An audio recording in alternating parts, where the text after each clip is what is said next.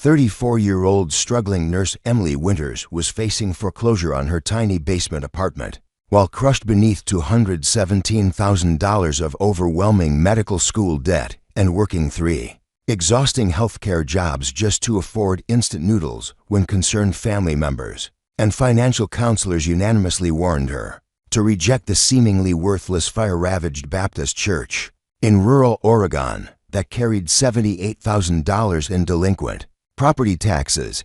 lacked basic utilities, suffered extensive damage from a 2022 lightning strike, and sat isolated 35 miles from the nearest town. But she had no idea that investigating the strange metallic sound beneath the charred baptismal floorboards would reveal a temperature-controlled hidden compartment containing 165 classified CIA surveillance files from covert domestic operations between 1971 and 1998, including records on environmental activists, anti-nuclear protesters, and political dissidents that had vanished from government archives for decades, transforming a desperate healthcare worker facing homelessness into the recipient of a $14.6 million federal whistleblower reward and exclusive consulting contracts, with Senate Intelligence Committees investigating years of unauthorized domestic surveillance. Before we jump back in, tell us where you're tuning in from.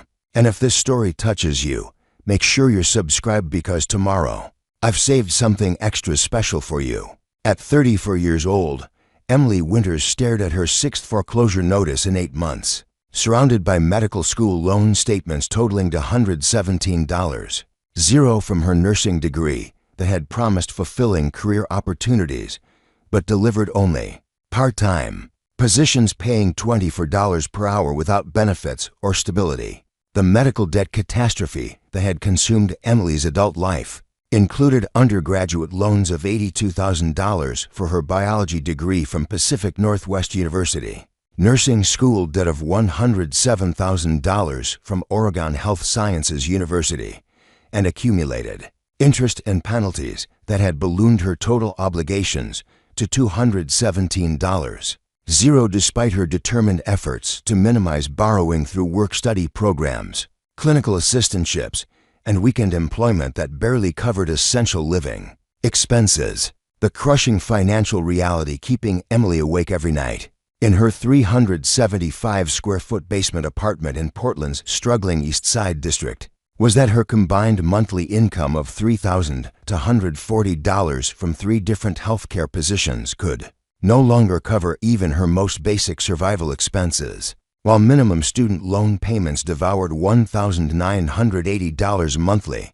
leaving her with only $1,260 for rent, food, transportation, health insurance, and every other necessity of life in an increasingly unaffordable housing market. The career preparation Emily had pursued through 6 years of higher education, including clinical rotations at regional hospitals, volunteer work with homeless outreach programs, and specialized training in trauma care, had led to employment opportunities that paid wages insufficient for someone with advanced nursing credentials to achieve even modest financial stability. The morning of January 23, 2025, began like every other overwhelming day in Emily's increasingly desperate existence, with the 4:30 a.m. alarm that allowed her to complete loan deferment applications, income-based repayment recalculations, and collection agency negotiations before leaving for her first job. At 6:45 a.m.,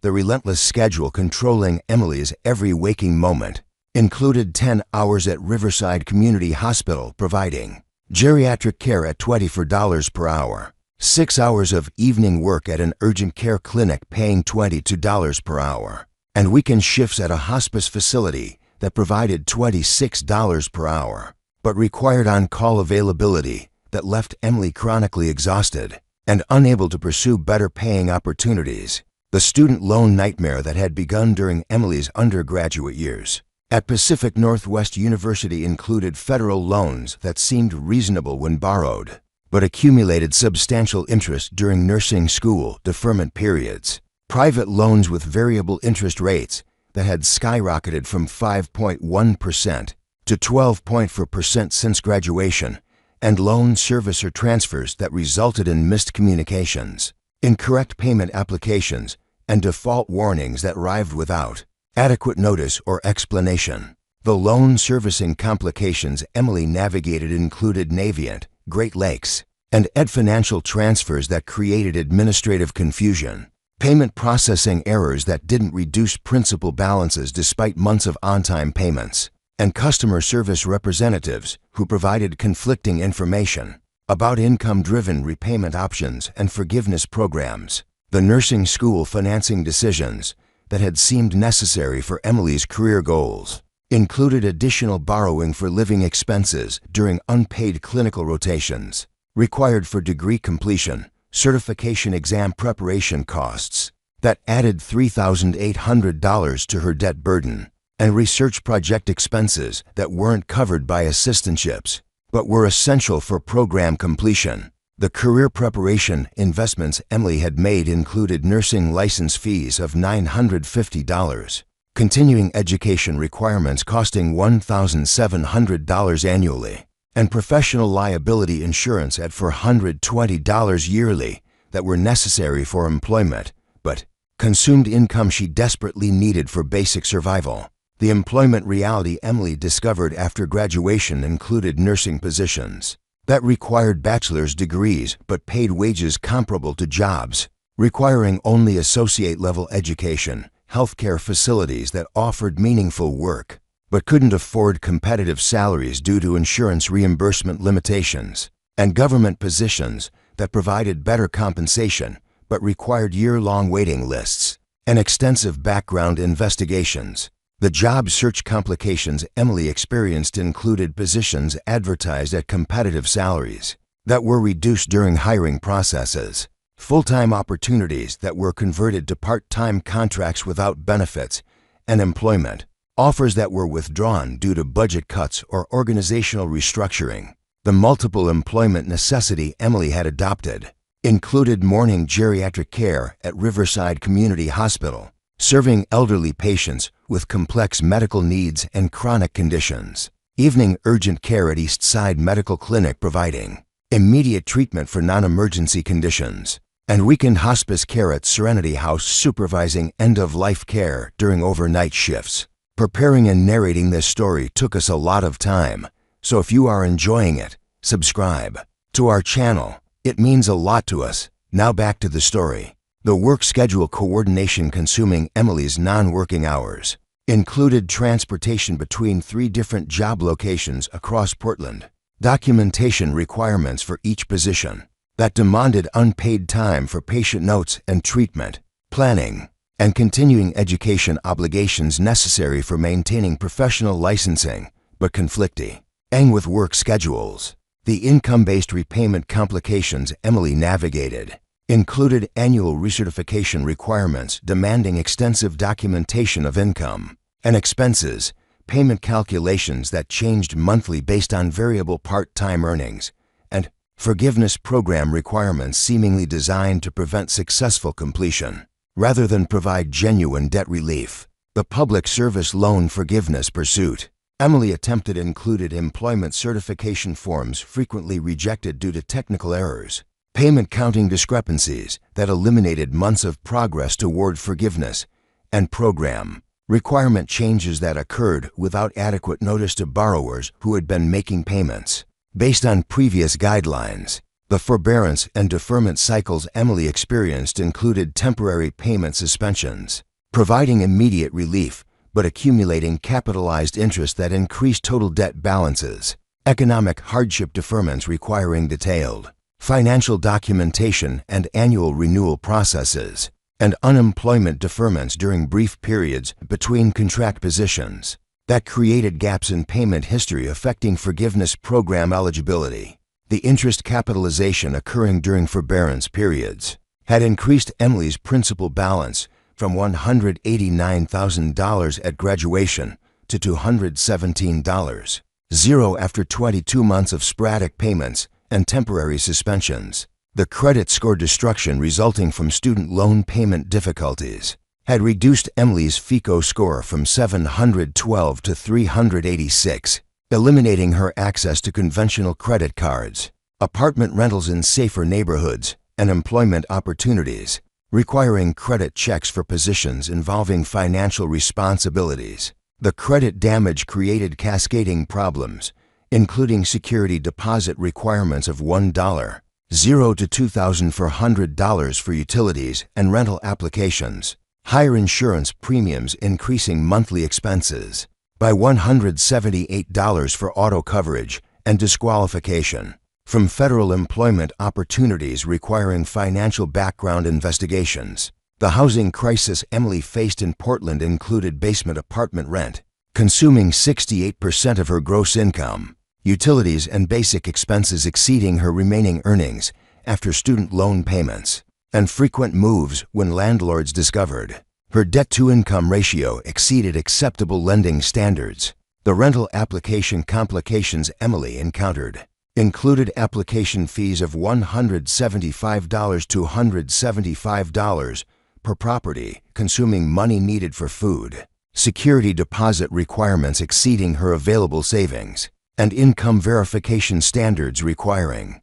gross monthly income of 3 times rental amounts, while her variable part-time earnings made income documentation difficult. The transportation complications threatening Emily's ability to maintain multiple employment positions included a 2013 Honda Civic needing $2,800 in repairs she couldn't afford, expired vehicle registration due to inability to pay renewal fees, and pass emissions testing with necessary mechanical work, and auto insurance cancellation occurring when automatic payments failed due to insufficient funds in her checking account. The vehicle reliability problems affecting Emily's employment included frequent breakdowns making her late for mandatory shifts, maintenance issues requiring emergency repairs, using payday loan advances at predatory interest rates, and transportation uncertainty preventing Emily from accepting additional work opportunities, requiring reliable arrival times. The health insurance complications Emily faced included employer-sponsored coverage unavailable through her part-time positions, marketplace insurance premiums consuming 22% of her gross income, and high-deductible plans providing minimal coverage for routine health care while requiring co-payments she couldn't afford. The healthcare access limitations resulting from Emily's insurance situation included postponement of routine preventive care, rationing of prescription medications to make them last longer, and avoidance of mental health treatment despite working in trauma-exposed positions requiring emotional support and stress management. The irony of Emily's situation included providing health care for others while being unable to access health care for herself, understanding the importance of preventive medicine while postponing her own care due to financial constraints, and witnessing daily the impact of health inequality while experiencing it firsthand. The food insecurity developing during Emily's financial crisis included reliance on food banks, serving healthcare workers, elimination of grocery shopping except for basic necessities like rice and beans, and frequent meal skipping when work schedules conflicted with food service availability. The nutritional challenges accompanying Emily's financial stress included irregular eating patterns due to long work hours and transportation between job sites, limited access to fresh foods due to time and financial constraints, and physical exhaustion making meal preparation difficult after working 70-hour weeks across multiple emotionally demanding positions. The professional development limitations Emily experienced included inability to attend conferences, providing networking opportunities and career advancement, elimination of continuing education beyond minimum licensing requirements, and reduced participation in professional organizations due to membership fees, competing with basic survival expenses. The career advancement barriers resulting from Emily's financial situation included geographic limitations preventing pursuit of better opportunities in other cities, inability to take unpaid internships or volunteer positions that could lead to permanent employment, and time constraints eliminating evening classes or additional certifications qualifying her for higher-paying positions. The student loan default consequences Emily faced included wage garnishment threats, reducing her take-home pay by 15%, Tax refund seizure, eliminating her annual $1,050 refund needed for vehicle registration and basic maintenance and collection. Agency harassment, including daily phone calls and threatening letters demanding immediate payment of amounts exceeding her annual income. The default rehabilitation requirements loan servicers offered included payment amounts exceeding Emily's available income after basic survival expenses, rehabilitation programs requiring 9 consecutive on-time payments without accounting for variable part-time earnings, and consolidation options extending repayment periods while increasing total interest costs. The family relationship strain developing during Emily's crisis included disappointed parents who had co-signed private loans and now faced their own credit damage from Emily's payment difficulties, siblings who questioned Emily's career choices and suggested abandoning nursing for more lucrative fields, and extended family members offering advice about just paying off the loans without understanding the mathematical impossibility of Emily's situation. The generational misunderstanding characterizing family discussions included older relatives who had attended college when tuition costs were manageable, assumptions that nursing would provide middle-class income and stability, and frustration with Emily's resistance to career changes that would abandon her professional training and personal values. The social isolation characterizing Emily's current situation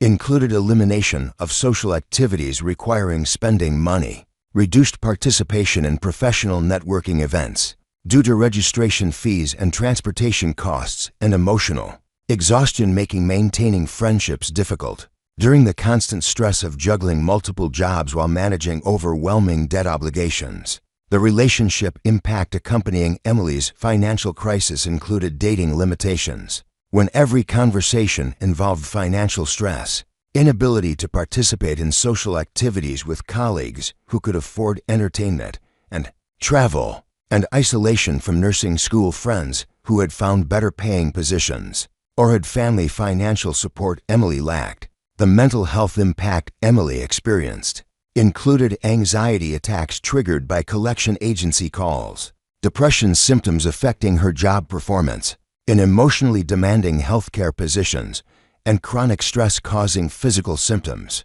including insomnia, digestive problems, and frequent headaches requiring medical attention she couldn't afford. The irony of Emily's situation included providing health assessment and care for patients, while being unable to access health care for her own stress-related symptoms, understanding mental health principles while experiencing financial trauma, affecting every aspect of her daily life, and offering compassionate care to others while receiving none herself. The professional ethics complications rising from Emily's financial stress included conflicts between her commitment to patient advocacy and her need to maintain employment at facilities, with policies she disagreed with, time management challenges, when financial crisis consumed mental energy needed for effective clinical work, and performance concerns when chronic stress affected her ability to provide quality services to vulnerable populations depending on her professional expertise. The utility service threats escalating throughout January included electricity disconnection warnings from Portland General Electric due to $420 in unpaid bills accumulated when Emily prioritized student loan payments over utilities, internet service cancellation, eliminating her ability to complete required documentation for all 3 employment positions, and cell phone service suspension warnings threatening her communication capabilities essential for on-call hospice work. The utility restoration requirements Emily couldn't meet included security deposits of $300, $500 per service, payment of outstanding balances plus reconnection fees, and same-day payment demands requiring funds needed for transportation and food. The banking relationship deterioration occurring when Emily's checking account was overdrawn for 5 consecutive months included automatic closure by KeyBank due to excessive overdraft fees totaling $1,480 in accumulated penalties, elimination of direct deposit capabilities forcing reliance on expensive check cashing services, and forced use of prepaid debit cards charging fees for basic transactions, while providing no banking services that could help establish financial stability. The financial isolation resulting from losing traditional banking access, forced Emily to conduct transactions through money orders and cash advances, consuming additional money, while providing no fraud protection or credit-building opportunities. The employment discrimination Emily encountered included age-based assumptions that she was inexperienced despite her advanced education, salary negotiations resulting in reduced offers when employers learned about her debt obligations, and performance evaluations reflecting concerns about her financial stability, affecting her professional judgment in positions requiring decision-making about patient care and resource allocation. The professional reputation concerns emerging during Emily's crisis included documentation of stress-related performance issues, potentially affecting future employment opportunities, concerns from supervisors about her emotional stability during patient interactions, and potential implications for professional licensing if her financial problems became known to state regulatory boards. The prescription medication access problems developing when Emily's insurance coverage required high deductibles included elimination of anxiety medications costing $112 monthly after insurance, rationing of asthma medications during Portland's severe allergy seasons, and avoidance of preventive medications that could prevent more expensive health problems. The medical care postponement Emily implemented included cancellation of routine gynecological appointments requiring co-payments and time off work, elimination of dental cleanings that could prevent expensive problems, and avoidance of vision care despite working extensively with computer screens and medical charts that strained her eyesight. The seasonal employment complications Emily experienced included reduced hours at the hospice during administrative restructuring periods, elimination of urgent care overtime during holiday periods, when supervisor coverage decreased, and competition for additional shifts when other part-time employees needed extra income during slow periods. The income volatility resulting from multiple part-time positions included monthly earnings ranging from $2,750 to $3,890, depending on patient census and available shifts, making budgeting impossible and preventing consistent student loan payments that could improve her payment history. The professional development debt Emily accumulated included conference registration fees charged to credit cards during nursing school, professional organization memberships providing networking opportunities but consuming money needed for basic expenses, and continuing education courses required for licensing renewal but not covered by employers. Benefiting from Emily's updated training, the career investment costs continuing to accumulate included professional liability insurance annual renewals, state licensing fees, and background check costs for employment applications, competing with food and transportation expenses. The neighborhood safety concerns Emily faced in her affordable housing included increasing crime rates in areas where she could afford rent, lack of reliable transportation, affecting her ability to leave dangerous situations, and isolation from support networks due to frequent moves when landlords discovered her financial situation. The housing instability characterizing Emily's living situation included temporary arrangements with roommates who moved frequently, sublet situations providing no legal protections, and constant apartment searching consuming time and money needed for work and debt management. The tax complications Emily experienced included inability to claim education credits due to her loan default status, loss of tax refunds to student loan collection eliminating her primary source of emergency funds, and additional tax obligations when loan forgiveness amounts were treated as taxable income. Despite providing no actual financial benefit, the financial planning impossibility characterizing Emily's situation included inability to establish emergency savings when every dollar was needed for immediate survival, elimination of retirement planning despite working for employers offering 401k plans, and avoidance of financial counseling services charging fees she couldn't afford. The debt collection harassment Emily experienced included daily phone calls beginning at 8 a.m. and continuing until 9 p.m., threatening letters warning of wage garnishment and asset seizure, and collection agency representatives demanding payment arrangements exceeding Emily's available income after basic survival expenses. The collection agency tactics Emily encountered included threats to contact her employers about debt obligations, warnings that her professional licenses could be affected by unpaid student loans, and demands for financial disclosure revealing her complete inability to satisfy debt obligations while maintaining employment and healthcare positions. The mathematical impossibility of Emily's situation was that her minimum monthly obligations totaled $3,870 while her variable income averaged $3,240, creating a deficit of $630 monthly that grew larger as interest and penalties accumulated on unpaid balances. The conventional financial advice Emily received from credit counselors included bankruptcy recommendations that wouldn't eliminate student loan debt,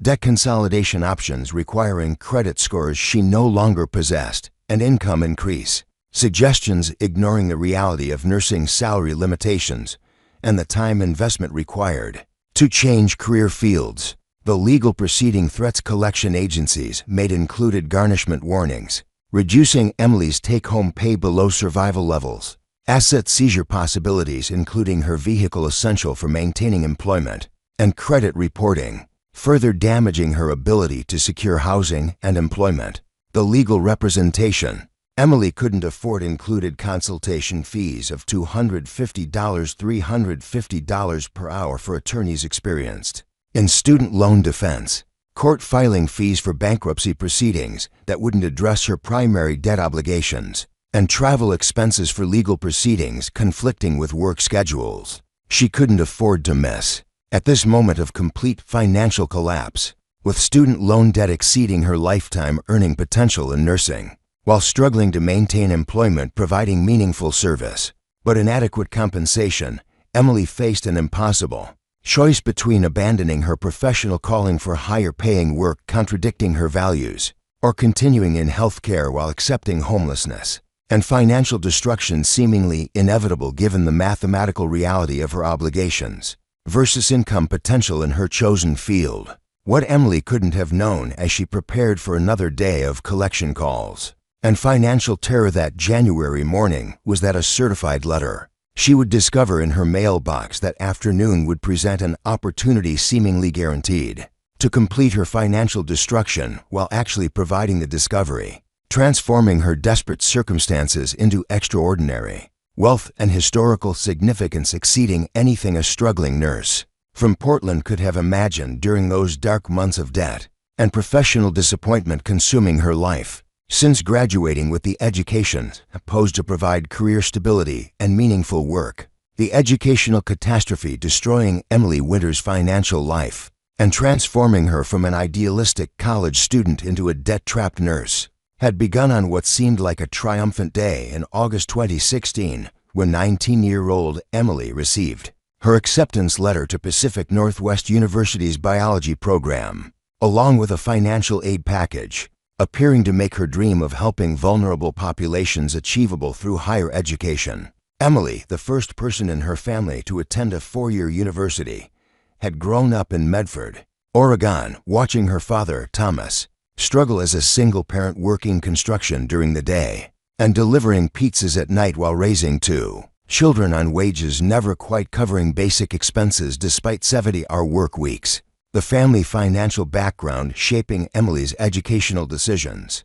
included her father's annual income of $34, zero from two jobs providing no benefits or advancement opportunities, child support payments never materializing from her mother, who had left when Emily was 4, and household expenses consuming every available dollar while leaving no money for college savings or educational planning. The generational poverty cycle Emily was determined to break included watching her younger brother Jack drop out of high school at 16 to work warehouse jobs, paying better than their father's construction work but offering no long-term security, and seeing extended family members struggle with medical bills and healthcare access. That motivated her interest in nursing. The college recruitment process convincing Emily to pursue higher education included guidance counselors emphasizing student loans as investments in her future easily repaid. With increased earning potential from nursing degrees, University Financial Aid officers presenting borrowing as normal and necessary for achieving career goals, and family members encouraging Emily to do whatever necessary to obtain education, providing opportunities they never had. The financial aid package Emily received for her freshman year included $6,200 in federal Pell Grant funding not requiring repayment, $5,500 in subsidized federal loans, $2,000 in unsubsidized federal loans, and a $16,500 gap between actual costs, and aid requiring private loans or family contribution. The private loan necessity becoming apparent during Emily's freshman orientation included living expenses exceeding the university's cost of attendance estimates, textbook costs averaging $1,400 per semester despite used book purchases and rental programs, and transportation expenses for traveling between Medford and Portland consuming additional hundreds monthly. The private loan application process Emily navigated with her father's co-signature included Sallie Mae loans at 7.85% interest rates, Discover student loans at 7.25% variable rates increasing over time, and Wells Fargo education loans requiring immediate interest payments while Emily was enrolled full-time. The work-study program limitations Emily discovered during her first semester included campus jobs, paying minimum wage for maximum 15 hours weekly, scheduling conflicts between work requirements and class attendance affecting academic performance, and competition for positions providing slightly better pay or relevant experience for pre-nursing students. The off-campus employment Emily pursued to supplement work-study income included weekend hospital, custodial positions paying $11 per hour for overnight shifts, retail jobs at Target and Walgreens providing $10 per hour but requiring availability during class times, and caregiving work paying $14 per hour but inconsistent and requiring transportation to clients' homes. The academic performance pressure Emily experienced during undergraduate years included maintaining the 3 for GPA required for nursing program admission, while working 28 hours weekly to cover living expenses, completing science coursework demanding extensive laboratory and study time competing with work obligations, and participating in healthcare volunteer experiences required for program applications, but reducing available hours for income-generating employment. The grade point average struggles Emily faced included difficulty concentrating during lectures, after working overnight hospital shifts, reduced study time due to work schedule demands, and stress-related health problems affecting test performance and assignment completion. The summer employment challenges Emily encountered included returning to Medford, where job opportunities were limited to retail and food service positions paying minimum wage, inability to maintain campus housing during summer months requiring temporary accommodation, and pressure to work full-time during breaks to reduce borrowing for the following academic year, while completing summer coursework to stay on track for graduation. The summer living arrangements Emily managed included staying with her father in the overcrowded apartment, where privacy for studying was impossible, temporary housing with relatives charging rent she could barely afford, and brief periods of sleeping in her car when other arrangements fell through. The major selection pressure influencing Emily's academic trajectory included biology professors encouraging students to pursue healthcare education for meaningful career opportunities, career counselors emphasizing that bachelor's degrees in science provided limited employment options without additional education, and hospital volunteer supervisors explaining that registered nursing positions required BSN-level training. The nursing program preparation consuming Emily's junior year included nursing entrance exam preparation courses costing $780, application fees totaling $100 for 6 different nursing programs, and interview expenses exceeding $1,800 for campus visits and admission meetings. The undergraduate loan accumulation occurring despite Emily's attempts to minimize borrowing included annual increases in tuition and fees averaging 5.5% yearly, living expense inflation exceeding her work income growth, and textbook costs continuing to rise despite digital alternatives and rental programs. The loan servicer communications Emily received during college included annual disclosures showing growing balances, interest rate notifications for variable loans, increasing from 7.25% to 9.75% during her junior year, and exit counseling requirements, emphasizing repayment obligations without adequately explaining income-driven options, or forgiveness programs. The family financial strain developing during Emily's undergraduate years included her father taking second mortgage on their modest home to help with college expenses, reduced household budget for Jack's educational needs while supporting Emily's college costs, and credit card debt Thomas accumulated for emergency expenses arising while helping fund Emily's education. The guilt and pressure Emily experienced included awareness her family was sacrificing for her education, expectations her degree would lead to financial success helping her family, and anxiety about justifying the investment her father was making in her future. The nursing program decision Emily made during her senior year included acceptance to Oregon Health Sciences University's Bachelor of Science in Nursing program, with partial funding through a clinical assistantship providing $14,000 annually, plus partial tuition reduction, but requiring additional borrowing of $30 yearly for living expenses and program costs not covered by the assistantship. The nursing program selection factors influencing Emily's choice included OHSU's reputation for training nurses serving rural and underserved communities, proximity to her family in Oregon, and specialization tracks in emergency and trauma care aligning with Emily's career goals. The clinical assistantship responsibilities Emily accepted included 25 hours weekly assisting nursing faculty with research on emergency department protocols, participating in simulation laboratory instruction for undergraduate nursing students, and administrative support for the nursing department requiring evening and weekend availability during program events and student recruitment activities. The assistantship compensation, providing partial tuition reduction, didn't cover mandatory fees, health insurance, clinical uniform requirements, or technology needs, adding for $200 annually to Emily's educational expenses.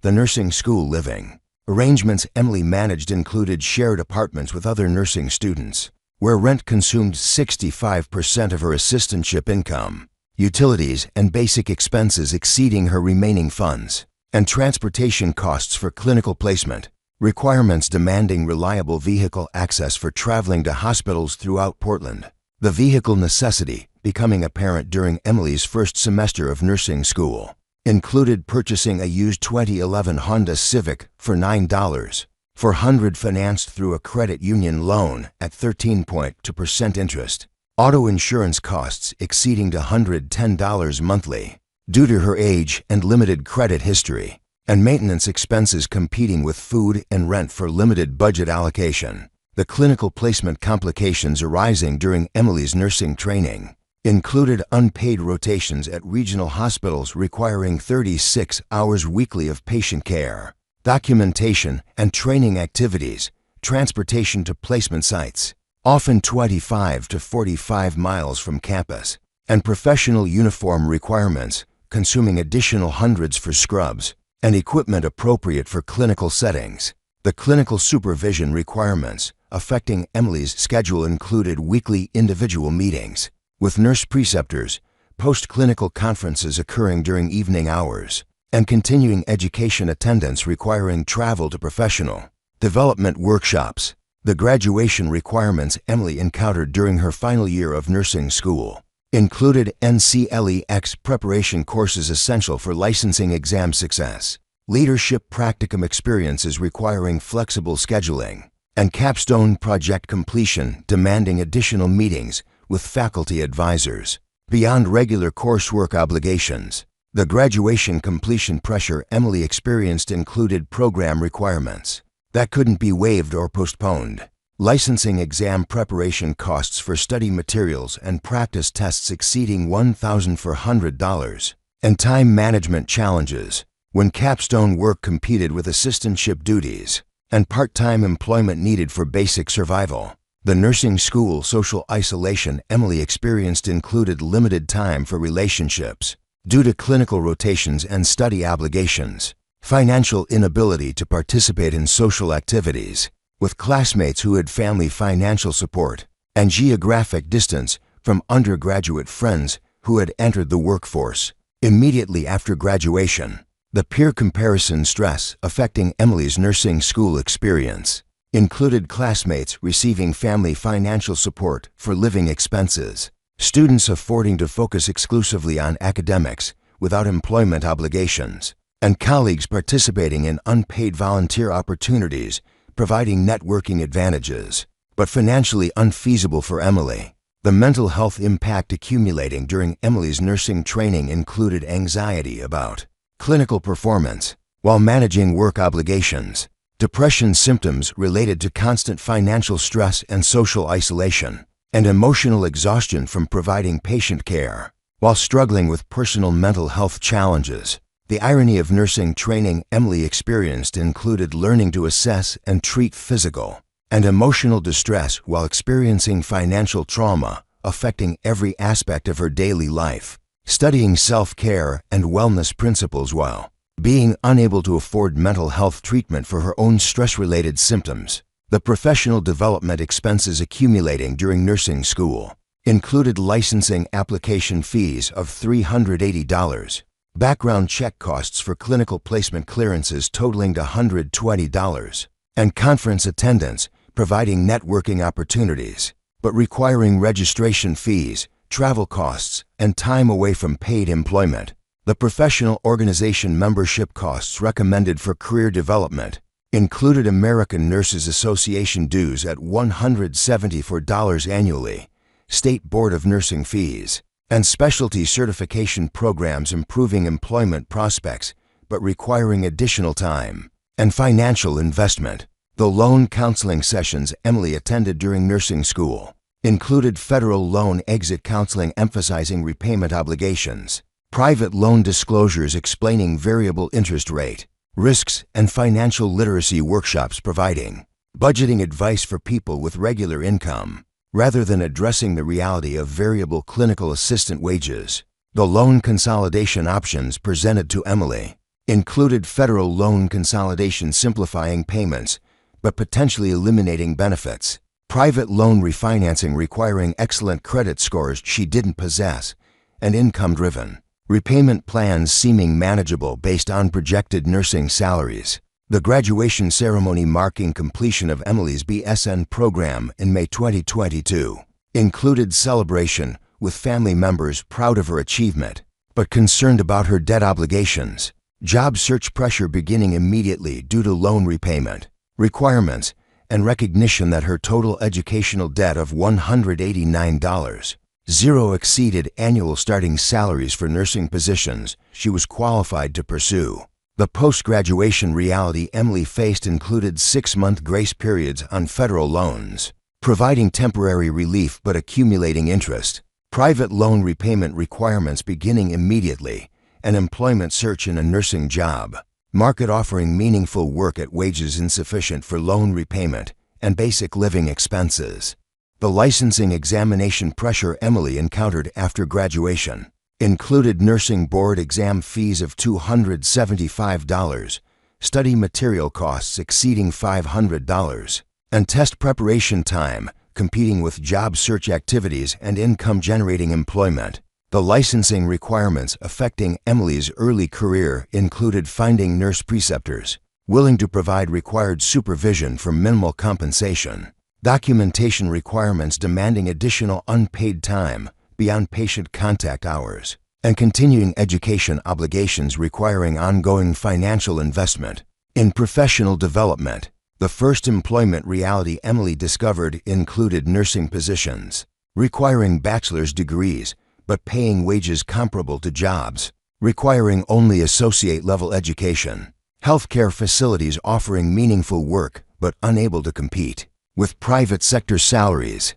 and government positions providing better compensation but requiring extensive background investigations and waiting periods exceeding 8 months. The salary negotiation limitations Emily encountered included standardized wage scales, leaving little room for individual negotiation. benefit packages not offsetting lower base salaries, and geographic limitations preventing pursuit of opportunities in higher-paying markets due to licensing requirements and family obligations. The loan repayment shock beginning 6 months after graduation included minimum monthly payments totaling $1,980 for federal and private loans combined, interest rates increasing during nursing school deferment periods, and payment calculations based on standard 10-year repayment schedules assuming higher income levels than nursing positions provided. The income-driven repayment application process Emily pursued included extensive documentation requirements,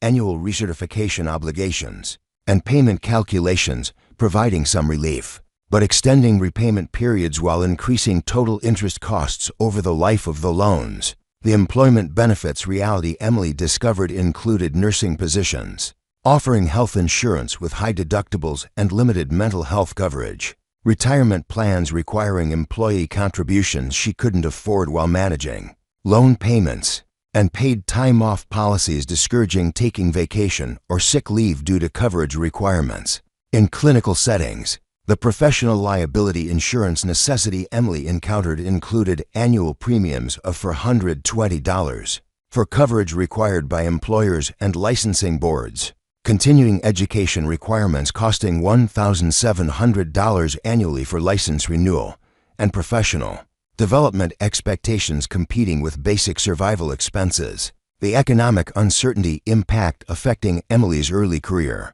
included healthcare funding adjustments reducing available positions and increasing competition among qualified candidates, medical facilities eliminating benefits or reducing hours to manage budget constraints, and public health hiring freezes limiting opportunities in better-paying government positions. The employment instability characterizing Emily's early nursing career included temporary positions providing no job security, part-time opportunities requiring multiple employers for adequate income, and high turnover rates in healthcare organizations, creating constant job searching and interview expenses. The family expectation pressure Emily experienced after graduation included assumptions her master's degree would lead to middle-class income and stability, questions about when she could help family members financially as her education had promised, and disappointment when Emily's income wasn't sufficient for the lifestyle family members associated with advanced healthcare education.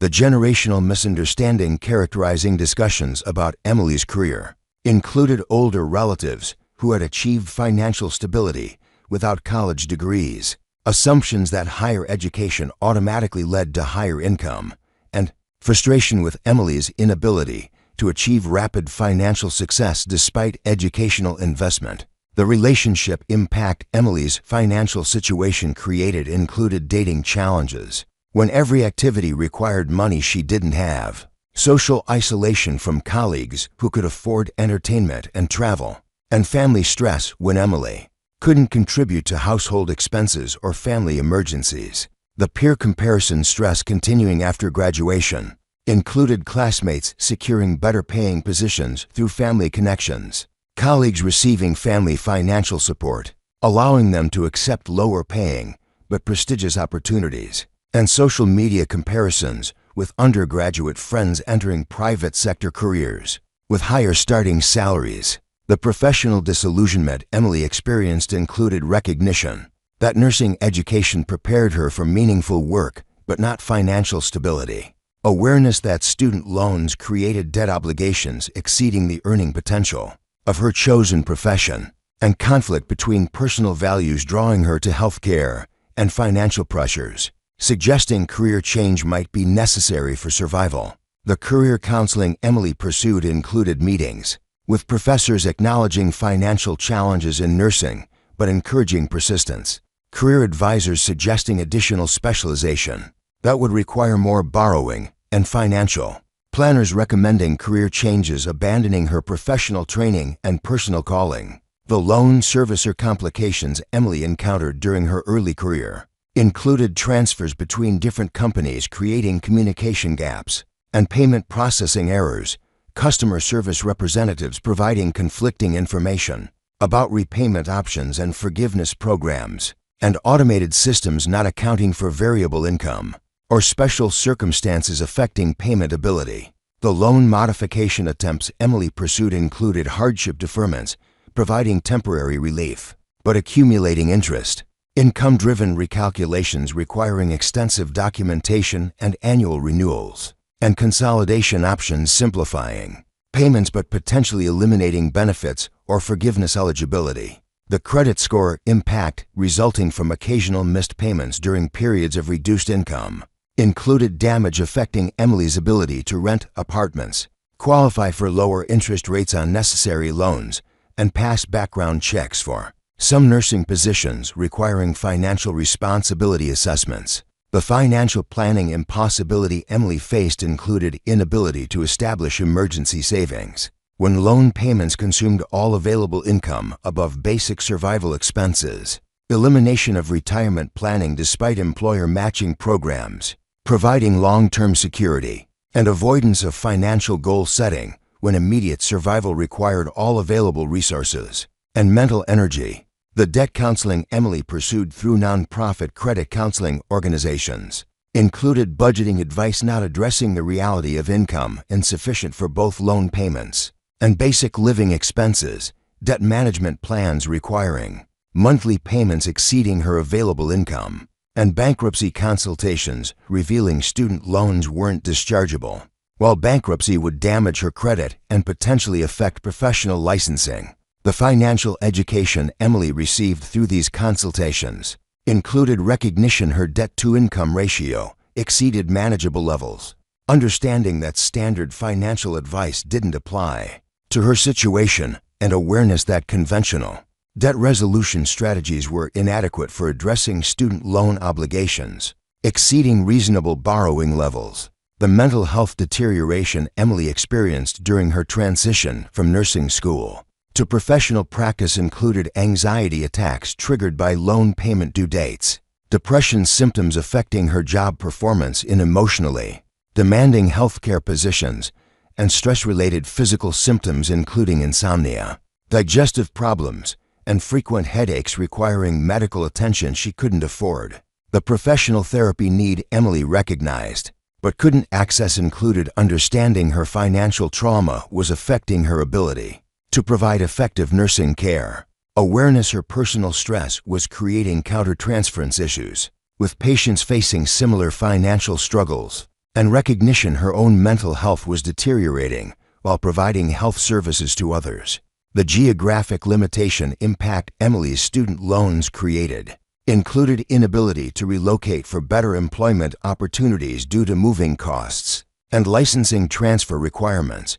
restriction to Oregon's job market offering limited nursing positions with competitive salaries, and elimination of opportunities in higher cost of living areas where nursing salaries might be higher but wouldn't offset increased housing and living expenses. The career flexibility reduction resulting from loan obligations included pressure to maintain steady employment even in positions that weren't good fits, inability to pursue additional education or training improving career prospects, and elimination of volunteer opportunities providing networking and skill development, but no immediate income. At this point in Emily's journey, 20 months after completing her nursing degree with the expectation advanced education would provide career stability and financial security, she found herself trapped in a cycle of part-time employment providing insufficient income for loan repayment, while requiring full-time commitment across multiple positions. The educational investment supposed to break her family's cycle of financial instability had instead created debt obligations making financial stability impossible, while restricting her career options to survival-focused employment rather than the meaningful nursing practice she had envisioned when first applying to college 7 years earlier. What Emily couldn't have known as she struggled through another day juggling multiple jobs while managing overwhelming debt obligations was that the worst aspects of her financial crisis still lay ahead, and the true test of her resilience would come when circumstances beyond her control would transform her difficult but manageable situation into a desperate crisis, forcing her to make decisions everyone would advise against, ultimately leading to the discovery vindicating her persistence. and transforming her financial nightmare into extraordinary opportunity. The student loan debt avalanche burying. Emily Winters began with what seemed like a routine notification in November 2023, when Ed Financial Services informed her that her federal loan portfolio was being transferred to Mohela, Missouri Higher Education Loan Authority as part of a massive federal servicing contract reorganization, affecting millions of borrowers across the United States. The transfer notification arriving via email and postal mail included warnings about potential payment processing delays, instructions for creating new online accounts, and assurances that borrower benefits and payment history would be preserved. During the transition, promises proving devastatingly false for Emily and thousands of other borrowers caught in the administrative chaos following. The loan servicing transfer complications, beginning immediately after the Mohela transition, included login credentials not working despite following all setup instructions, customer service phone lines resulting in 3-hour hold times before disconnecting automatically, and payment processing systems offline for weeks during the critical period when Emily's monthly payments were due. The payment application errors occurring during the transition included Emily's November payment of $1,980 being applied to interest only instead of principal and interest as intended, December payment being posted to the wrong loan group and credited to someone else's account, and January payment being rejected despite sufficient funds in Emily's checking account and proper electronic authorization. The customer service nightmare Emily experienced during the Mohela transition included representatives unable to access her complete loan history, conflicting information about payment due dates and amounts and transfers between different departments, requiring explaining her situation repeatedly to staff members unfamiliar with the loan servicing transfer process. The documentation requests Mohela made included requiring Emily to provide employment verification, income documentation, and payment history that should have been available in their systems while threatening default proceedings if documentation wasn't received within deadlines shorter than standard postal delivery times. The automated payment disruption occurring during the servicing transfer eliminated Emily's auto-pay discount of 0.25% on her federal loans, required re-enrollment in electronic payment systems not functioning properly, and triggered late fees when the automated system failed to process payments successfully debited from Emily's bank account. The late fee accumulation resulting from system failures included $75 penalties for each missed or misapplied payment, additional interest charges accumulating daily on unpaid balances, and credit reporting showing missed payments despite Emily's attempts to maintain her payment schedule during the administrative transition. The income-driven repayment recertification crisis coinciding with the loan servicing transfer included Mohela's requirement that Emily resubmit all income documentation, despite completing annual recertification with Ed Financial just 2 months earlier, new forms unavailable online due to system problems, and processing delays resulting in Emily's payments reverting to standard 10-year repayment amounts of $2,640 monthly while her recertification was pending review. The recertification processing delays extending for 5 months included Emily making payments she couldn't afford at the higher amount, accumulation of additional interest during the review period, and retroactive payment adjustments creating confusion about her account balance and payment history. The private loan complications accelerating during the same period included Sallie Mae's notification that Emily's variable interest rates were increasing from 9.75% to 12.4% due to Federal Reserve rate adjustments,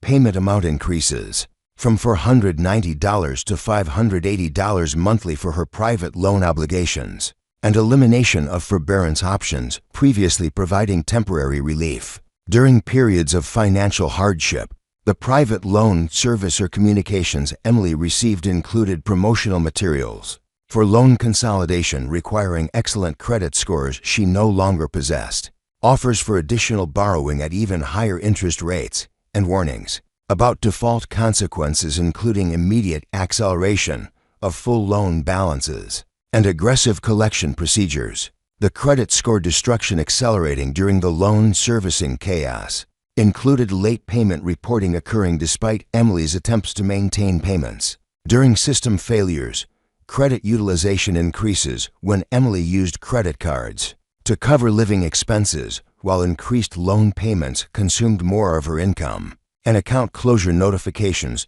from credit card companies monitoring her debt-to-income ratio and deciding she represented excessive risk. The credit monitoring alerts Emily received included notifications of score decreases from 386 to 318 within 3 months, new collection accounts appearing due to medical bills she couldn't afford. During the loan payment crisis, and identity monitoring, warnings about potential fraud when multiple creditors attempted to verify her information simultaneously. The employment impact resulting from Emily's escalating financial crisis included performance issues at Riverside Community Hospital when stress and sleeplessness affected her clinical judgment. During patient care, attendance problems when loan servicing phone calls required hours-long holds during business hours, and professional concerns when Emily's personal financial crisis began affecting her ability to advocate effectively for patients facing similar economic hardships.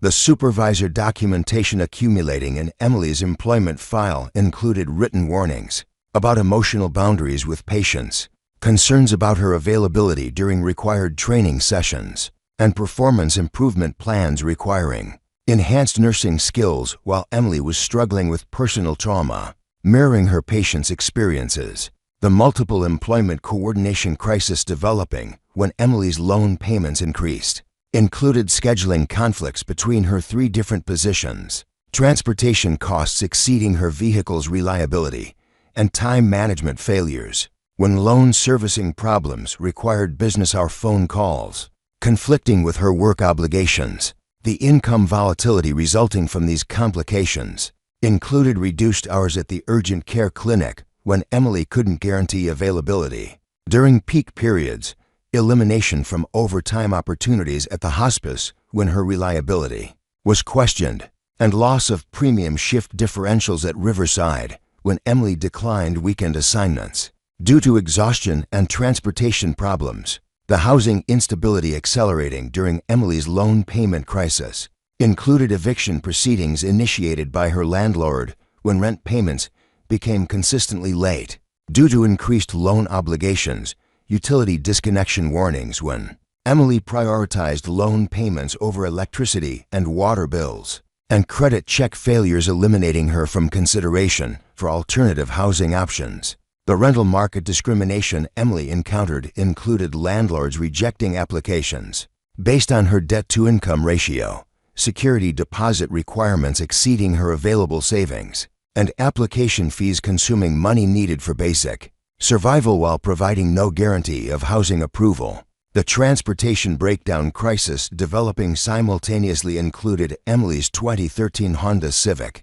requiring $2,800 in transmission repairs she couldn't afford, expired vehicle registration due to inability to pay renewal fees while managing increased loan payments, and auto insurance cancellation when automatic payments failed due to insufficient funds in her checking account after loan payment increases. The vehicle dependency characterizing Emily's employment situation included 35-mile daily commutes between her 3 job locations, patient home visits required for hospice care, and emergency transportation needs when working urgent care shifts, potentially requiring immediate travel to main hospital facilities. The medical debt accumulation beginning during Emily's financial crisis included urgent care visits for stress-related symptoms when Emily couldn't afford primary care appointments, prescription medications for anxiety and depression not fully covered by her high-deductible health insurance,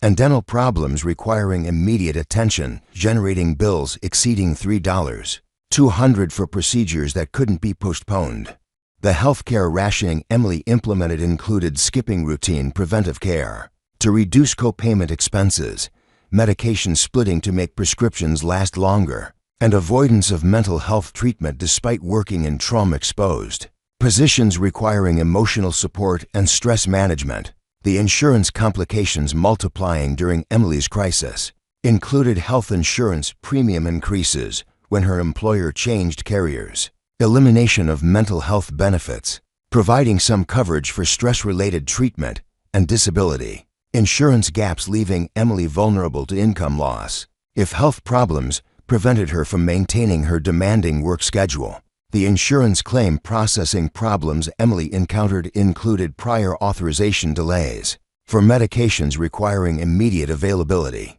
coverage denials for treatments her physicians considered medically necessary, and appeals processes requiring extensive documentation and business hour phone calls, conflicting with her work obligations. The food insecurity reaching critical levels during this period included elimination of grocery shopping except for basic necessities like rice and beans, increased reliance on food banks serving healthcare workers but having limited hours and availability, and frequent meal skipping when transportation costs and loan payments consumed money needed for food purchases. The nutritional deficiency resulting from inadequate food access included weight loss affecting Emily's physical stamina during long nursing shifts, cognitive function impacts when irregular eating affected her blood sugar levels and concentration abilities, and immune system compromise increasing her susceptibility to illness during the high-stress period. When she couldn't afford to miss work, the utility service disconnection cascade, beginning during Emily's loan payment crisis, included electricity termination by Portland General Electric after $720 in unpaid bills accumulated, internet service cancellation eliminating her ability to access online banking and loan servicer websites, and cell phone service suspension interrupting communication with employers and patients. Depending on her availability for urgent care and hospice services, the utility restoration complications Emily faced included security deposits of $500, $700 per service when reconnecting after disconnection, late fees, and reconnection charges exceeding the original bill amounts, and same-day payment requirements, demanding cash or money orders when Emily's banking relationships had been damaged by overdraft problems. The banking relationship deterioration accelerating during the loan servicing crisis included overdraft fees accumulating when automated loan payments were processed, despite insufficient funds due to payment amount increases, account closure by KeyBank when negative balances persisted for more than 45 days, and elimination of direct deposit capabilities, forcing Emily to use expensive check cashing services for her employment payments. The financial isolation resulting from banking problems included inability to establish new checking accounts due to ChexSystem's reporting, reliance on prepaid debit cards, charging fees for basic transactions, and cash-only financial management making bill paying difficult and expensive. The loan default acceleration beginning in February 2024 included missed payments when Emily's income couldn't cover the increased payment amounts resulting from servicing transfer complications, default notices arriving via certified mail requiring immediate payment of full loan balances, and collection agency assignments beginning aggressive contact attempts including daily phone calls and workplace communication threats. The default consequences Mohela explained included immediate acceleration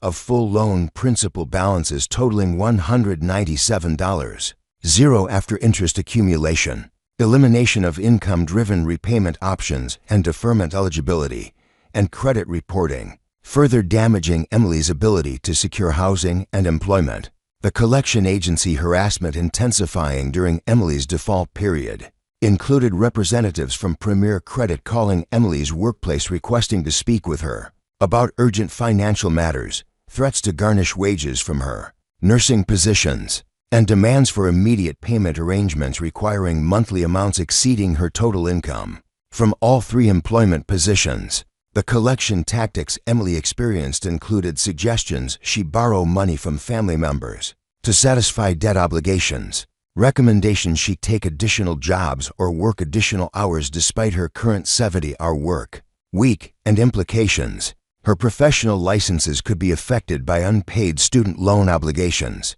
The legal proceeding threats collection agencies made included garnishment warnings, reducing Emily's take-home pay by 25%, asset seizure possibilities including her vehicle essential for maintaining employment, and court appearances requiring time off work and potential attorney representation she couldn't afford. The legal notice documentation Emily received included summons for debt examinations, conflicting with her mandatory work schedules, judgment warnings creating permanent records affecting future employment opportunities, and asset disclosure requirements, revealing her complete inability to satisfy debt obligations while maintaining basic survival needs. The professional license complications emerging during Emily's financial crisis included concerns from state nursing board representatives about nurses' financial stability, affecting their ability to manage patient care and make appropriate treatment decisions, continuing education requirements Emily couldn't afford during her debt crisis, and professional liability insurance increases reflecting higher risk assessments. For practitioners experiencing financial stress, the ethics consultation Emily pursued through professional organizations included discussions about boundary issues when providing health care to patients. While experiencing similar problems, supervision requirements for managing personal stress, potentially affecting clinical judgment, and documentation standards for maintaining professional competence during personal crisis periods. The peer relationship deterioration occurring during Emily's escalating crisis included isolation from nursing colleagues, unable to understand the severity of her financial situation, reduced participation in professional development activities due to registration costs and time constraints, and workplace tension when Emily's personal problems began affecting team dynamics and patient care quality. The professional network erosion resulting from Emily's crisis included eliminated opportunities for career advancement through professional relationships, reduced access to job referrals and recommendations improving her employment situation, and loss of mentorship relationships with experienced nurses previously providing career guidance and emotional support. The family relationship strain intensifying during Emily's debt crisis included her father, Thomas, taking on additional construction jobs to help with Emily's basic expenses, while managing his own financial struggles, guilt about the educational investment creating impossible debt obligations rather than financial security, and family conflicts when relatives questioned Emily's career choices and suggested abandoning nursing for more lucrative employment. The intergenerational stress characterizing family discussions included Emily's younger brother Jack postponing his own education plans due to witnessing Emily's financial crisis, extended family members offering advice about just paying off the loans without understanding the mathematical impossibility of Emily's situation, and isolation from family gatherings when Emily couldn't afford transportation or contribute to shared expenses. The mental health deterioration accelerating during the debt avalanche included panic attacks triggered by collection agency calls, severe depression affecting Emily's ability to provide effective health care services to patients, and trauma symptoms resulting from constant financial threat and harassment. The therapeutic irony Emily experienced included providing health intervention for patients while being unable to access health care treatment for her own stress-related symptoms, understanding trauma-informed care principles while experiencing financial trauma affecting every aspect of her daily functioning, and maintaining professional competence standards while struggling with personal mental health challenges requiring treatment she couldn't afford. The medication access crisis developing during this period included inability to afford anxiety medications, previously helping Emily manage stress-related symptoms, rationing of antidepressants to make prescriptions last longer despite potentially dangerous dose reductions, and elimination of therapy appointments providing essential support during previous difficult periods. The self-medication risks Emily faced included increased caffeine consumption to manage fatigue from working multiple jobs, alcohol use as a sleep aid when stress prevented rest, and over-the-counter medication dependency for managing stress-related physical symptoms requiring medical attention she couldn't afford. The sleep deprivation cycle characterizing Emily's crisis included insomnia caused by anxiety about loan payments and collection calls, interrupted sleep when working overnight shifts at the hospice,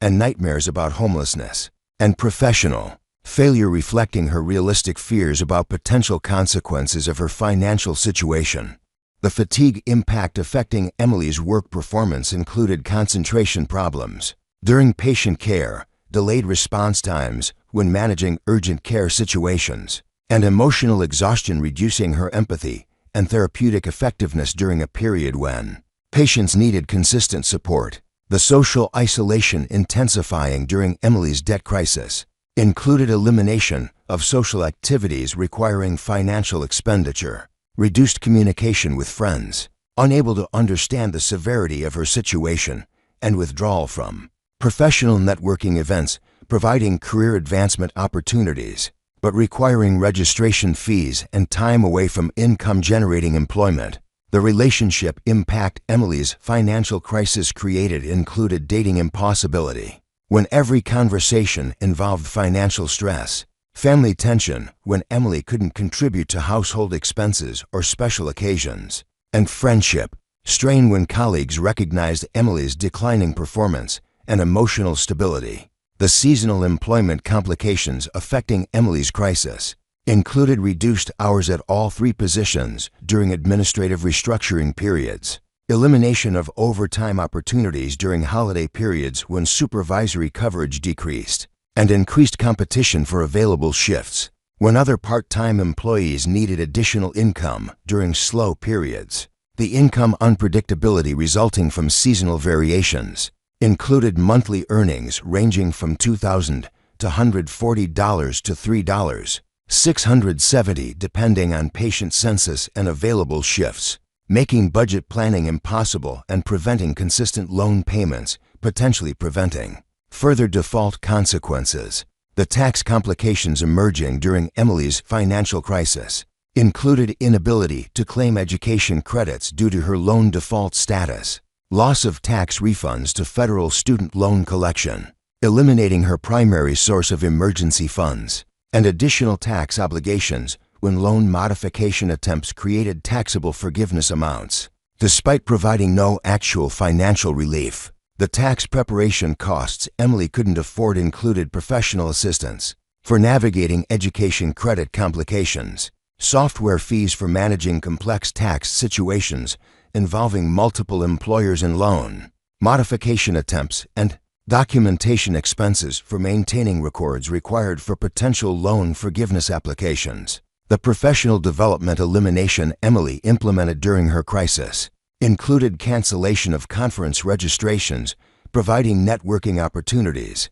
postponement of specialty certification programs improving employment prospects, and reduced participation in continuing education beyond minimum licensing requirements. The career advancement barriers resulting from Emily's financial situation included inability to accept unpaid leadership opportunities, potentially leading to promotion, geographic limitations preventing pursuit of opportunities in higher-paying markets, and time constraints eliminating evening classes or additional training qualifying her for better positions. The loan rehabilitation attempts Emily pursued included applications for federal loan rehabilitation programs requiring 9 consecutive on-time payments, but not accounting for her variable income from multiple part-time positions, income verification requirements complicated by her multiple employers and irregular schedules, and rehabilitation payment calculations exceeding her available income. After basic survival expenses, the rehabilitation program limitations Emily discovered included requirements for payments higher than her previous income-driven amounts, processing delays continuing to accumulate default consequences during application review, and program restrictions eliminating benefits available under previous repayment plans. The debt consolidation impossibility Emily encountered included credit score requirements she no longer met due to default and collection reporting, income verification standards multiple part-time positions couldn't satisfy, and debt-to-income ratios exceeding acceptable lending criteria for conventional consolidation loans. The alternative lending options Emily investigated included payday loans, with interest rates exceeding 450% annually, title loans requiring vehicle equity she didn't possess, and personal loans from predatory lenders creating additional payment obligations without addressing her student loan crisis. The legal consultation costs Emily couldn't afford included attorney fees for bankruptcy consultation revealing student loans weren't dischargeable, legal representation for collection defense requiring retainers exceeding her available savings, and document preparation services for loan modification applications charging fees needed for basic survival expenses. The self-representation challenges Emily faced included court procedures requiring knowledge she didn't possess, legal deadlines conflicting with her work schedules, and documentation requirements demanding time and resources she couldn't provide, while maintaining employment necessary for basic survival. The emergency assistance application process Emily pursued included non-profit organizations serving healthcare workers facing financial crisis but having waiting lists exceeding 5 months, and eligibility requirements excluding people with full-time employment. Despite inadequate income levels, the assistance program limitations Emily discovered included maximum benefits insignificantly impacting her debt obligations, one-time assistance providing temporary relief without addressing underlying payment impossibility, and program restrictions preventing repeated assistance for ongoing crisis situations. The credential maintenance crisis developing during Emily's financial emergency included nursing licensing renewal fees she couldn't afford, while managing collection agency demands, continuing education requirements requiring time and money unavailable during her survival-focused employment schedule, and professional liability insurance increases reflecting higher risk assessments for practitioners experiencing financial instability. The license suspension threats Emily faced included potential loss of professional credentials, providing her only source of income, regulatory investigations of practitioners whose financial problems might affect patient care, quality, and ethics, board concerns about nurses' ability to maintain professional boundaries while experiencing personal financial trauma. At this point in Emily's crisis, 28 months after completing nursing school with expectations of career stability and meaningful work, she found herself trapped in an accelerating debt spiral making survival increasingly impossible. Despite working more hours and maintaining employment in her chosen profession, the student loan servicing failures triggering her crisis had created default consequences, eliminating most options for debt resolution while collection agencies pursued remedies, making continued employment and basic survival mathematically impossible. The mathematical reality Emily faced showed monthly obligations exceeding $120 when including student loan default payments, collection agency demands, and basic survival expenses, while her variable income from 3 part-time healthcare positions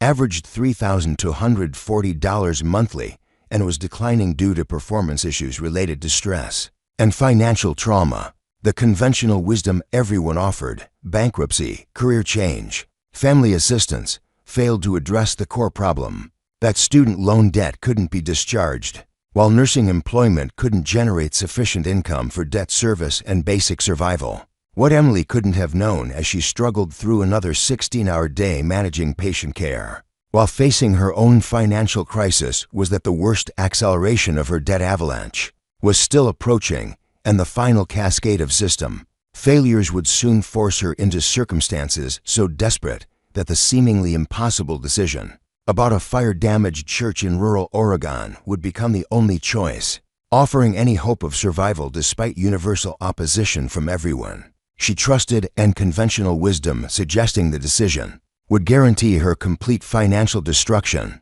The employment catastrophe pushing Emily Winters from merely impossible circumstances into complete desperation began on what seemed like an ordinary Thursday morning in March 2025, when Riverside Community Hospital's Chief Nursing Officer Patricia Reynolds called an emergency staff meeting to announce that their primary operating grant, a $3.6 million community healthcare initiative supporting 65% of the hospital's operations, had been eliminated in the latest state budget reconciliation, effective immediately with no transition period or alternative funding identified. The funding elimination, destroying Emily's most stable employment, included termination of her geriatric care position, providing $24 per hour for 36 hours weekly. Elimination of health insurance benefits covering her stress-related medical needs, and loss of professional development opportunities, essential for maintaining her nursing licensing requirements. The healthcare sector collapse accelerating throughout the spring of 2025 included simultaneous funding cuts to medical facilities across Oregon, competition among unemployed nurses for the few remaining positions surviving budget eliminations, and salary reductions at organizations managing to continue operations with reduced staffing, and eliminated benefits. The employment market saturation Emily encountered during her job search included applications for positions receiving over 150 qualified candidates, interviews where employers acknowledged they couldn't offer competitive salaries due to reimbursement constraints, and temporary contract opportunities providing no job security or benefits while requiring the same professional qualifications and responsibilities as permanent positions. The unemployment benefit complications Emily discovered after losing her primary employment included disqualification due to her continued part-time work at the urgent care clinic and hospice, weekly benefit amounts calculated based on her highest earning quarter but not accounting for variable hours and multiple employers, and job search requirements demanding full-time availability, while she maintained her remaining part-time positions to prevent complete income loss. The unemployment office bureaucracy Emily navigated included weekly reporting requirements, conflicting with her work schedules, in-person appointments at offices requiring transportation costs she couldn't afford, and documentation demands requiring employer verification from organizations eliminating HR departments due to budget cuts. The urgent care position elimination following Riverside's closure included East Side Medical Clinic's announcement that private equity acquisition would force consolidation of urgent care services, elimination of evening shift positions providing Emily's secondary income source, and transition to physician assistant-only staffing eliminating registered nurse positions. Throughout the clinic network, the specialized training Emily completed for urgent care work became worthless overnight when paid positions were eliminated, while volunteer opportunities required time commitments she couldn't afford when every available are needed to generate income for basic survival and debt service obligations. The hospice employment instability intensifying during the healthcare funding crisis included Serenity House's reduction of overnight shift positions due to Medicare reimbursement cuts, increased competition for remaining shifts among staff members, losing other employment, and elimination of premium pay rates for weekend and holiday coverage previously providing essential income during Emily's financial crisis. The residential care industry consolidation occurring throughout Oregon included closure of smaller facilities unable to survive reduced federal funding, corporate acquisition of surviving operations prioritizing profit margins over staff compensation, and conversion to part-time positions eliminating benefits while maintaining the same care responsibilities. The healthcare employment barrier Emily encountered during her desperate job search included hospital social work positions requiring specialized certification she couldn't afford to obtain, medical systems implementing hiring freezes due to reimbursement uncertainties, and healthcare organizations requiring credit checks eliminating Emily from consideration. Due to her student loan default status, the healthcare sector preference for candidates without financial stress reflected concerns about nurses' ability to make appropriate patient care decisions when experiencing personal financial crisis, insurance liability issues when practitioners faced potential conflicts of interest, and patient safety considerations when stressed employees might make judgment errors affecting critical care. The private practice impossibility Emily explored included licensing requirements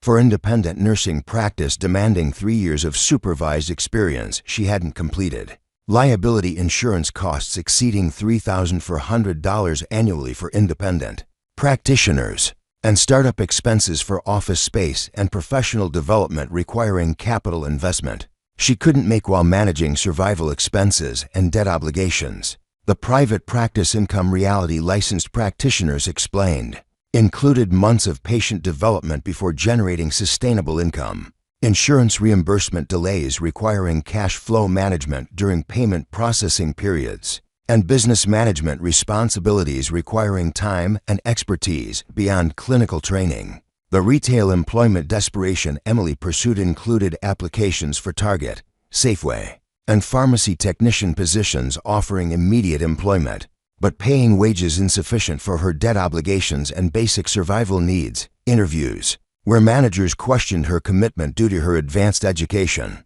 and scheduling conflicts when retail availability requirements conflicted with her remaining health care commitments. The employment discrimination Emily faced included assumptions she would leave retail positions as soon as better opportunities became available, concerns about overqualification creating employee retention problems, and wage offers reflecting entry-level status despite her bachelor's degree and professional experience. The gig economy attempts Emily tried included DoorDash and Instacart delivery requiring vehicle reliability her 2013 Honda Civic couldn't provide, freelance healthcare content writing opportunities paying per-piece rates averaging $18 hourly, without benefits or consistency, and online health coaching positions requiring technology and internet access she couldn't maintain. Due to utility disconnections, the gig work income unpredictability Emily experienced included weekly earnings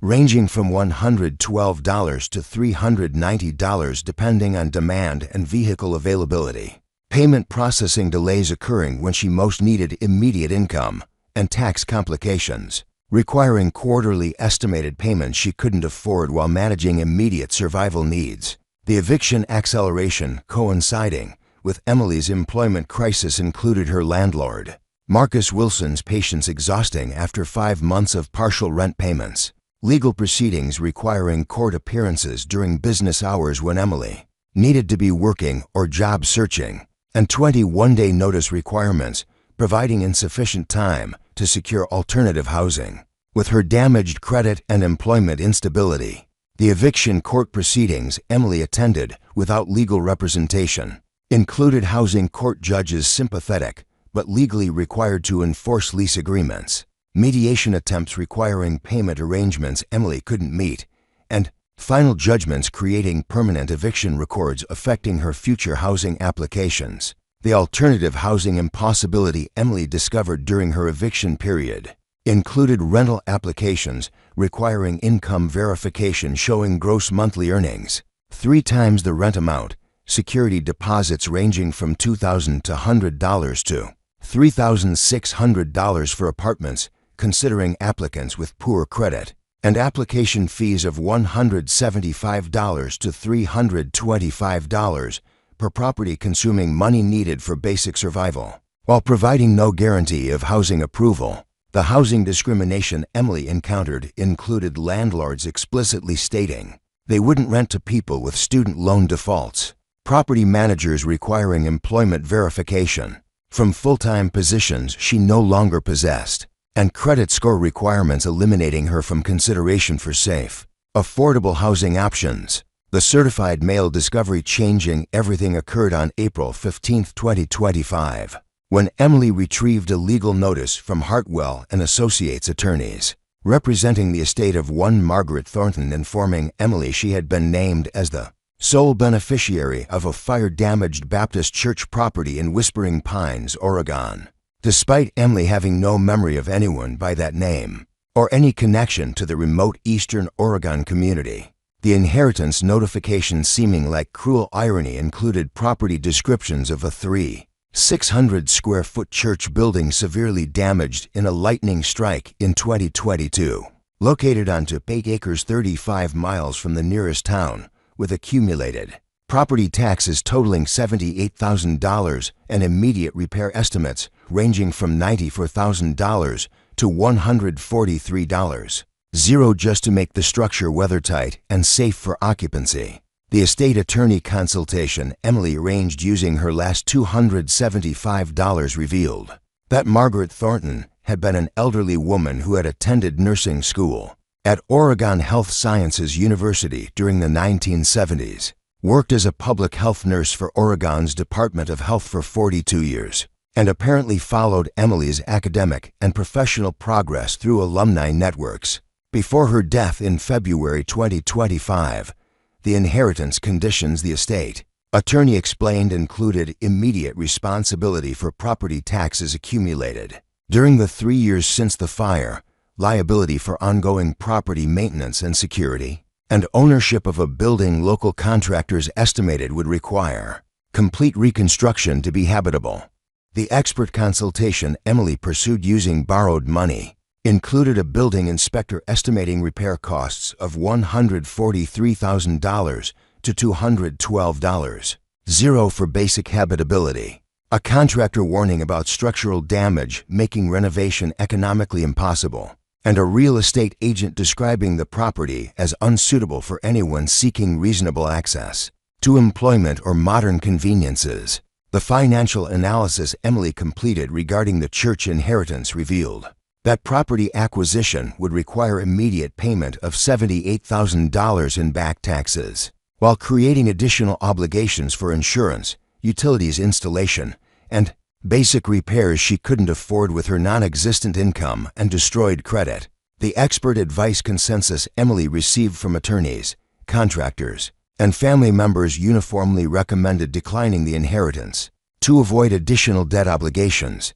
accepting homelessness as preferable to rural isolation without employment opportunities, and focusing on conventional debt resolution, potentially providing manageable payment arrangements for her student loan obligations. The decision timeline property tax authorities imposed included 21-day requirements for inheritance acceptance and tax payment, foreclosure proceedings eliminating the inheritance opportunity if taxes weren't paid immediately, an immediate liability for property maintenance and insurance beginning upon inheritance acceptance, regardless of her ability to pay ongoing obligations. The mathematical impossibility Emily faced included property obligations exceeding $4,600 monthly, including taxes, insurance, and basic utilities, while her potential income in Whispering Pines was essentially zero with no healthcare positions available within commuting distance. The desperate decision Emily made despite universal opposition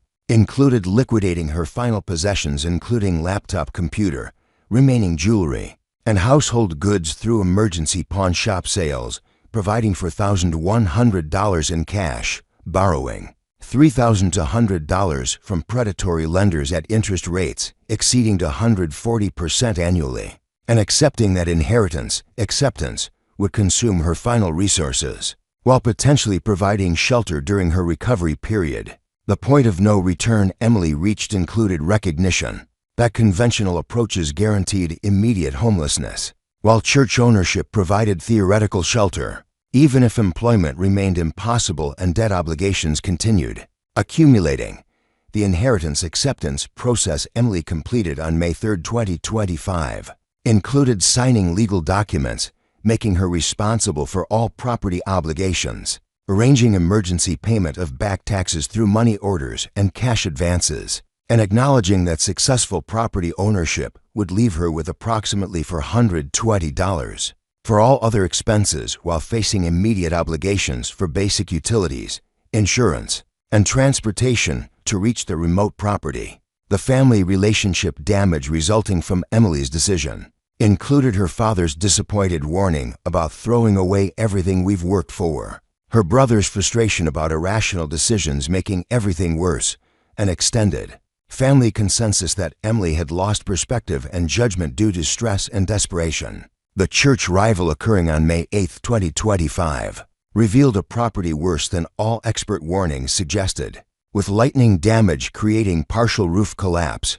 water damage from years of exposure rotting floor joists and creating mold problems, and structural issues making large portions of the building unsafe for occupancy. The initial shelter arrangements Emily managed included sleeping in her car in the church parking area, using camping equipment purchased with her remaining cash for basic survival needs, and attempting to secure one room appearing structurally sound enough for temporary habitation. The isolation reality Emily faced included cell phone service intermittent and requiring driving 12 miles to reach reliable coverage, internet access non-existent without expensive satellite installation, and grocery shopping requiring 70-mile round trips to reach basic supplies. The spring preparation emergency Emily confronted included Oregon mountain weather, making unheated shelter uncomfortable, heating system installation requirements exceeding her resources, and insulation needs essential for comfort during fluctuating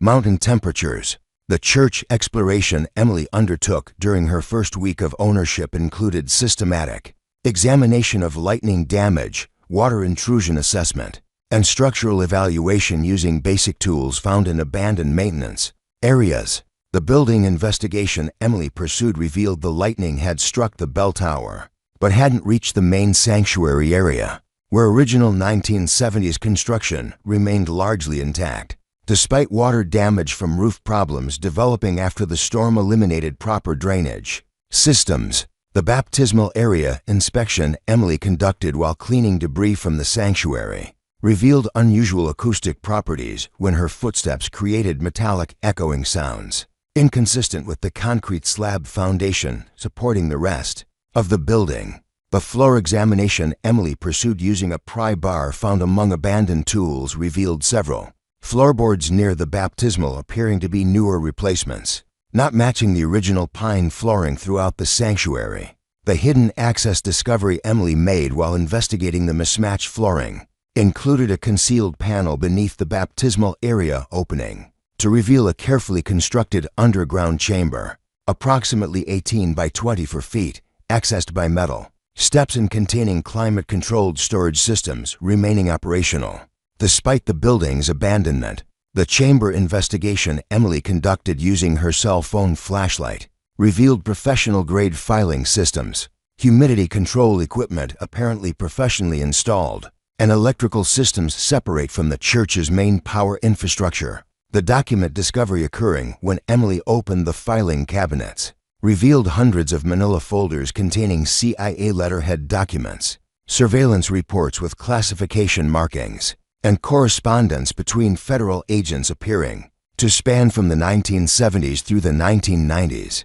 The file examination Emily conducted revealed detailed surveillance records of environmental activists, anti-nuclear protesters, and political dissidents, including photographs, wiretap transcripts, and operational reports documenting domestic surveillance programs conducted without public knowledge or legal authorization. The document authentication research Emily conducted using her intermittent internet connection revealed many files contained information about surveillance programs subject to congressional investigations, court cases demanding disclosure of CIA domestic surveillance activities, and historical research unable to locate primary source documentation appearing preserved in the church's hidden chamber. The historical significance assessment Emily pursued through online research suggested her discovery represented evidence of domestic surveillance programs concealed from congressional oversight and public scrutiny for over 25 years. The legal consultation Emily ranged through secure communication methods led her to attorney Michelle Parker from the Government Accountability Project, who confirmed Emily's discovery potentially qualified for federal whistleblower protection under laws designed to encourage disclosure of government misconduct. Parker's initial assessment of photographed documents revealed evidence of domestic surveillance programs operating without congressional authorization, civil rights violations denied by federal officials, and intelligence activities concealed from legislative oversight committees responsible for ensuring constitutional compliance. The document organization project Emily undertook during her first month in the church revealed the systematic nature of the hidden archive with files organized by operation names, target categories, and chronological periods suggesting decades of coordinated surveillance activities. The file categorization Emily completed using her systematic approach revealed over 1,650 individual documents spanning domestic surveillance operations from 1971 to 1998, including memoranda between CIA directors and field agents, operational budgets for activities funded without congressional knowledge, and correspondence revealing coordination between federal agencies and local law enforcement for surveillance activities. The government contact Emily initiated through Congressional Intelligence Oversight Committees resulted in immediate federal investigation of the documents, CIA verification of authenticity through classified databases, and recognition that Emily's discovery represented the most significant domestic surveillance document recovery in decades. The whistleblower protection federal investigators provided included personal security measures due to the sensitive nature of the materials, legal representation for navigating federal disclosure, procedures, and preliminary assessment that Emily's discovery qualified for substantial compensation under federal whistleblower protection statutes.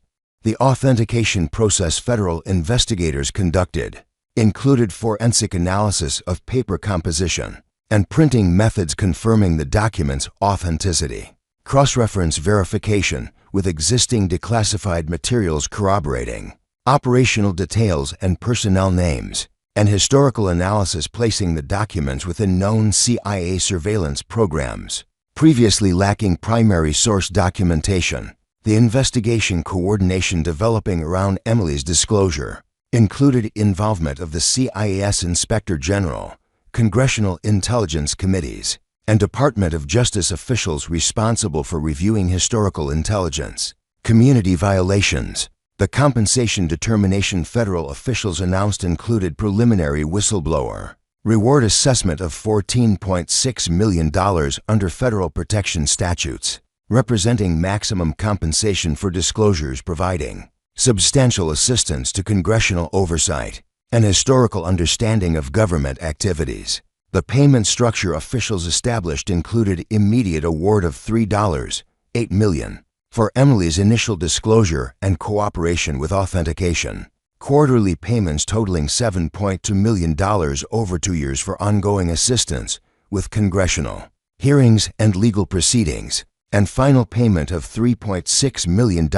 upon completion of investigation and implementation of reforms. Based on disclosed evidence, the debt elimination process Emily's compensation enabled included immediate payment of all student loan obligations totaling to $117, 0 plus accumulated penalties and collection costs, resolution of legal proceedings threatening garnishment and asset seizure, and establishment of legal representation for addressing collection agency harassment and credit repair. The financial restoration Emily achieved through her whistleblower compensation included elimination of all debt obligations within 45 days of initial payment, establishment of emergency savings preventing future financial vulnerability, and investment of remaining compensation providing permanent financial security. The consulting opportunities emerging from Emily's disclosure included contracts with congressional oversight committees valuing her analytical skills and attention to detail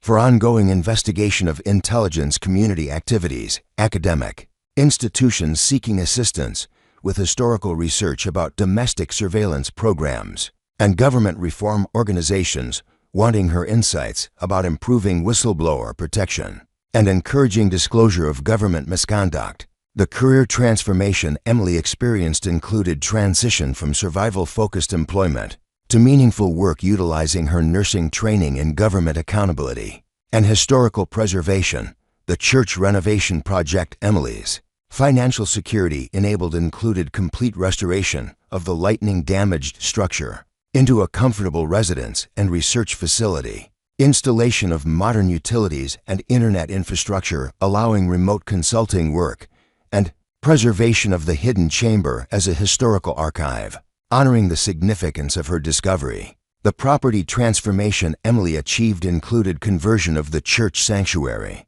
into a library and research space, residential renovation of auxiliary buildings for comfortable living, and security improvements protecting both her privacy and the historical significance of the property. The life transformation Emily accomplished through her desperate church purchase included vindication of the decision everyone had opposed, demonstration that maintaining personal integrity during impossible circumstances could create extraordinary outcomes, and proof that conventional wisdom often failed to account for possibilities that couldn't be predicted or planned. The historical significance Emily's discovery achieved included contributing to public understanding of domestic surveillance programs, supporting congressional reforms of intelligence community oversight, and preserving documentation missing from historical records for decades. Emily Winter's extraordinary journey from a desperate nurse facing homelessness to a nationally significant whistleblower